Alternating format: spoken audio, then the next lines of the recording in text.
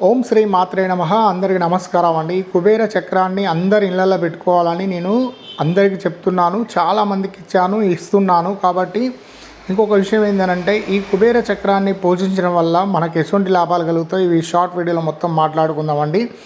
నవ నిధులకు అధిపతి ఎవరంటే కుబేరుడు.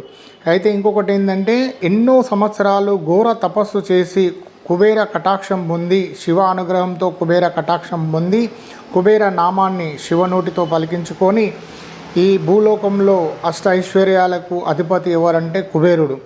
మళ్ళీ ఇంకొకటి ఏంటంటే, ధన సంపద వాహన అష్టైశ్వర్యాలు మనకు సిద్ధించాలన్నా, రాజభోగాలు అనుభవించాలన్నా, మనకు కుబేరులు కావాలన్నా కూడా కుబేర చక్రాన్ని పూజించండి. ప్రతి శుక్రవారం పూజించండి. వీలు లేని వాళ్ళు పూజలు పెట్టి, మీ పూజ మందిరంలో పెట్టి పూజలు చేస్తూ ఉండండి. మీకు దరిద్రాలన్నీ తొలిగిపోయి అదృష్టం కలిసి వస్తుంది. మనీ గ్రోత్ అవుతుంది, మనీ అట్రాక్ట్ అవుతుంది, మనీ గ్రోత్ అవుతుందండి. కావాల్సిన వాళ్ళు ఫోన్ చేయండి. అందరికీ ధన్యవాదాలు. నమస్కారం.